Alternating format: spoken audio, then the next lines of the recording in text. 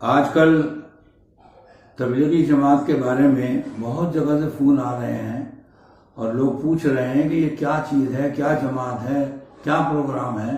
ساری دنیا کے اندر ہر جگہ تبلیغی جماعت کا شور ہے۔ تو میں نے یہ سوچا کہ آپ کے چینل سے میں ساری دنیا کو، وشیش کر ہندوستان کے لوگوں کو تبلیغی جماعت کا تھوڑا سا پریچے کرا دوں، اس کا تعارف کرا دوں۔ تبلیغی جماعت کسی ایک انسان کا نام نہیں ہے، تبلیغی جماعت ایک تحریک کا نام ہے۔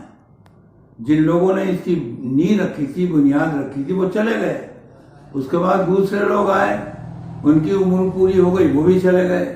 پھر اور آئے تیسرے، انہوں نے اس کو اپنی سرپرستی میں پروان چڑھایا، وہ بھی چلے گئے۔ تو شخصیات اور اہل علم آتے رہے اور اس تحریک کو آگے بڑھاتے رہے اور وہ یہاں سے جاتے رہے۔ چنانچہ اس تبلیغی جماعت کا کیا اصل کام ہے، کیا تحریک ہے، یہ میں آپ کو تھوڑے چند لفظوں میں بتانا چاہتا ہوں۔ تبلیغی جماعت ایک ایسی تحریک کا نام ہے کہ جس میں ہر مسلمان کو دو باتیں خاص طریقے پر بتائی جاتی ہیں کہ آپ کو دنیا کے اندر ہر برائی سے نفرت کرنی ہے، ہر برائی کو کھنڈم کرنا ہے، اور ہر اچھائی کو آپ فالو کرنا ہے، اس کا پرچار کرنا ہے، اس کا سمرتھن کرنا ہے۔ یعنی آپ کو برائی سے بچنا ہے، برے سے نہیں بچنا ہے۔ آپ کو شراب سے بچنا ہے، شرابی کو اپنے گلے سے لگانا ہے۔ آپ کو چوری سے بچنا ہے، لیکن چور کو آپ اپنے گلے سے لگائیں گے، اور پوری دنیا کے اندر آپ اس تحریک کو چلائیں گے تاکہ برائی کا خاتمہ ہو اور انسانیت اجاگر ہو۔ یہی وجہ ہے کہ تبلیغی جماعت نے جب اپنے بنیاد رکھی تو سب سے پہلے اس کو انگریز حکومت نے غور سے دیکھا۔ انگریز اس بات کو سمجھ گیا کہ اس تحریک سے، اس پروگرام سے فائدہ ہو رہا ہے۔ چنانچہ انگریز نے اس پر بین نہیں لگایا، بلکہ اس کو پھولنے اور پھلنے کا موقع دیا۔ ملک آزاد ہوا، ملک تقسیم ہوا، تو کانگریس کے ہاتھ میں اس ملک کی باگڈور آئی۔ انہوں نے تبلیغی جماعت کی تحریک کے اندر گھس کر اس کو کھنگالا، تو کانگریس بھی اس نتیجے پر پہنچی کہ یہ جماعت نقصان دہ نہیں ہے، یہ تو بہت اچھی اچھی باتیں بتلاتی ہے، اور برائی کے خاتمہ کے لیے یہ گھر گھر اور در در پہنچ کر انسانوں کو بلا کر ٹھیک کرنے کی کوشش کرتی ہے۔ اس کی سرپرستی میں پروان چڑھی۔ اس کے بعد ہندوستان کے اور بڑے بڑے لیڈر آئے، چودھری چرن سنگھ آئے، چندر شیکھر آئے، اور گوڑھا صاحب آئے، اور دوسرے آئے۔ سب کے راجیوں میں، سب کی سرپرستی میں یہ جماعت پروان چڑھتی رہی۔ اب آخر میں بھارتیہ جنتا پارٹی کے زمانے میں 5 سال سے یہ تحریک اور یہ جماعت پروان چڑھ رہی ہے۔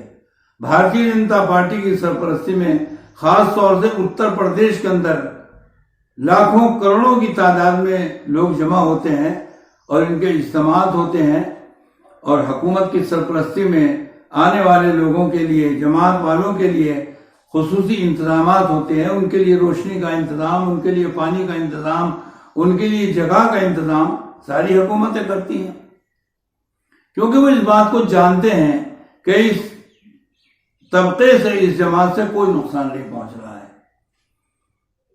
چنانچہ اب اس بات کو ضرورت پیش آ رہی ہے کہ اچانک یہ ہوا تو کیا ہوا، یہ سونا ایک دم پیتل کیسے بن گیا،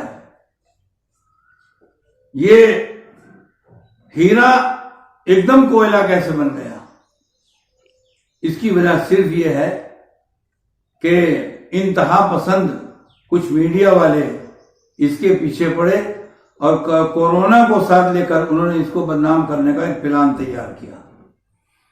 حالانکہ میں یہ سمجھتا ہوں کہ اگر کسی برائی پیدا کرنے والے، بھلے سے وہ مسلمان ہی ہو، اس کا نام لے کر نسیم برا ہے، فرید برا ہے، تو سمجھ میں آتی ہے، لیکن کسی ایک کی بے احتیاطی کو لے کر کے پوری دنیا کو، پوری قوم کے مسلمانوں کو بدنام کرنا، یہ بہت ہی غلط بات ہے۔ اور بدنام کرنا نفرتی پھیلانا نہیں ہے، بلکہ مجھے ایسا لگتا ہے جیسا کہ نفرت کو پرساد کی طرح سے تقسیم کیا گیا ہو.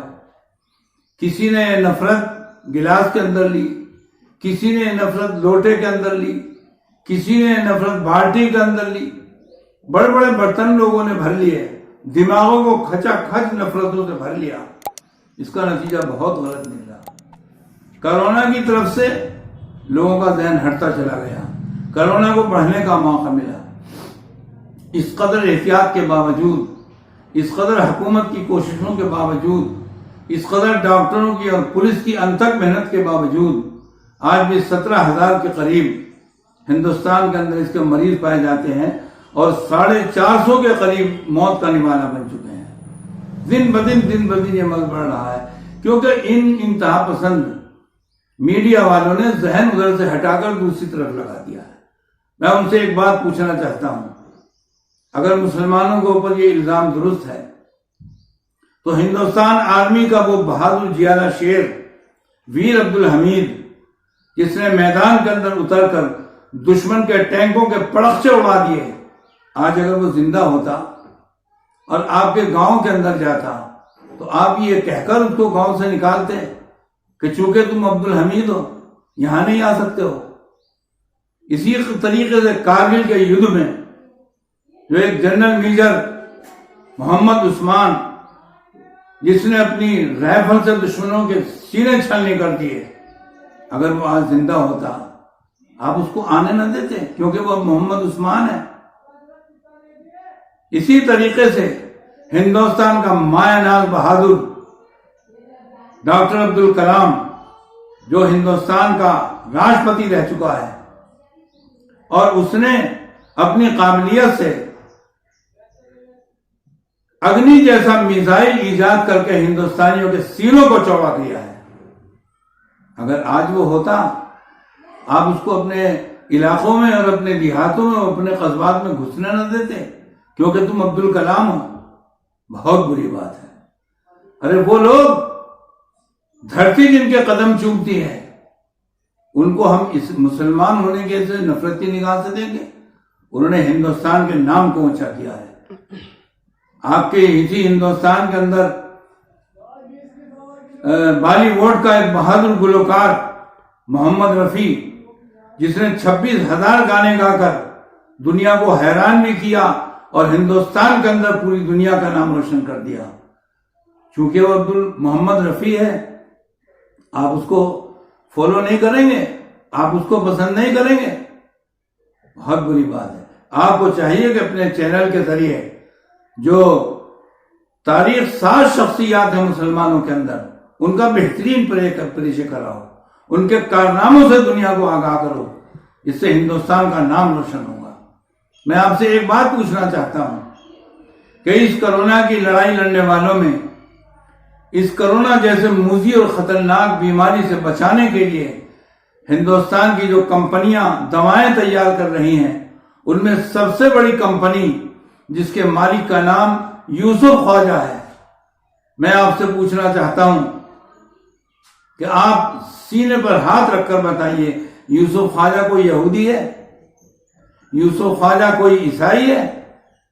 اور آگے بڑھیے، مہاراشٹر کے اندر جب کورونا نے وبا پھیلائی اور وہاں بھکمری پھیلنے لگی اور لوگ ایک ایک دانے کو اور پانی کے ایک قطرے کو ترسنے لگے اور لوگوں نے اپنے دولت کے دہانے کھولے، انہی میں ایک نام آتا ہے جس نے فریادی کا دریا بہا دیا، جس نے ایک دو نہیں ہزاروں لاکھوں بھوکوں تک غلہ پہنچایا اور ان کی صحت کا لیے بہترین انتظام کیا.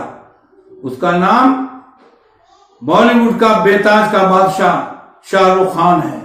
آپ سے میں پوچھنا چاہتا ہوں کہ وہ یہودی ہے یا عیسائی ہے؟ آپ ایسے اچھے اچھے مسلمانوں کا تعارف کرائیے، ان کی خدمتوں کو سہاریے.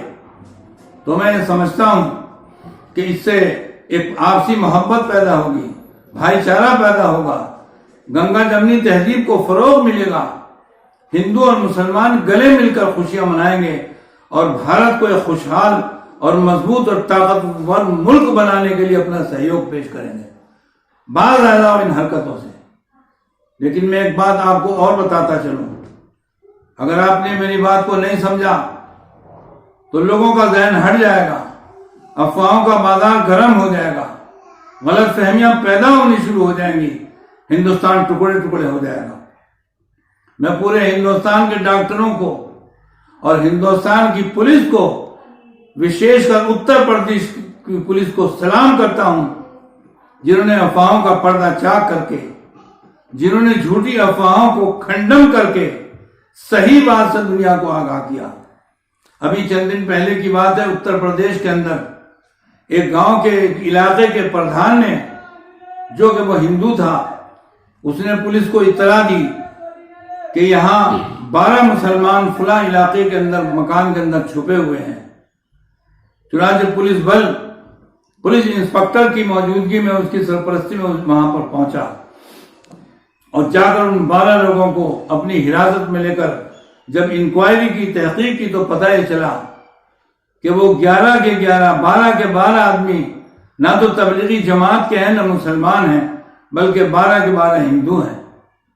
اس طریقے سے جہاں کی پولیس ہر قسم کے تعصب سے دور ہو کر کے سچی بات اور سچی کارروائی، سچائی کے ساتھ لا اینڈ آرڈر کو پھیلا رہی ہے، اس کو مضبوط کر رہی ہے، ایسے لوگوں کو سلام کرنا چاہیے اور ان کو دعائیں دینی چاہیے کہ ہمارے اتر پردیش کی پولیس اپنی ہتھیلی پر جان رکھ کر، میں ان پولیس کے بارے میں، پولیس جوانوں کے بارے میں انتہا پسند میڈیا والوں سے پوچھنا چاہتا ہوں کہ یہ پولیس کے نوجوان جو اندھیروں میں سناٹے کے اندر سڑکوں کے اوپر دوڑ رہے ہیں، کیا یہ کسی باپ کے بیٹے نہیں ہیں؟ یا یہ کسی ماں کے لال نہیں ہیں؟ کیا یہ پھول سے بچوں کے پاپا نہیں ہیں؟ لیکن اپنی جان کے اوپر کھیل کر اس موذی اور خطرناک بیماری کا مقابلہ کر رہے ہیں۔ ان کا سہیوگ کرو، ان کے لیے دعائیں دو، اور ملک کا سب سے زیادہ طاقتور عظیم پردھان منتری، جس کی سرپرستی کے اندر کرونا کا مقابلہ کیا جا رہا ہے، اس کی ہدایتوں کے اوپر عمل کرو، اس کی بات کو آگے بڑھاؤ۔ اگر آپ نے ایسا کیا تو آپ بہت اچھے انسانوں میں شمار کیے جاؤ گے۔ آخر میں ایک بات یاد رکھنا، جو تم چاہو گے وہ نہیں ہوگا، جو تم کرو گے وہ نہیں ہوگا، یہاں وہ ہوگا جو انسان چاہیں گے، انسانیت چاہے گی، ہندو مسلمان چاہیں گے، یہاں وہ ہوگا۔ چنانچہ میں ایک شعر آپ کو سنا کر بات کو ختم کرتا ہوں۔ ارادے توڑ دیتی ہے وہ شکتی کون ہوتی ہے کہ انسان سوچے ہے کچھ، کرتا ہے کچھ، ہوتا ہے کچھ۔ آپ کے کرنے سے نہیں ہوگا۔ سچائی سچائی ہے، سچائی پریشانی کے اندر تو گھر سکتی ہے، سچائی کبھی ہار نہیں سکتی ہے۔ آئیے میرے سامنے آپ اس بات کا وعدہ کیجئے، آپ سچائی کو فالو کریں گے، آپ سچائی کو پھیلائیں گے، آپ سچائی کا پرچار کریں گے، آپ سچائی سے دنیا کو آگاہ کریں گے، ایسی میری تمنا ہے اور ایسی میری آپ سے درخواست کی ہے۔ جے ہند۔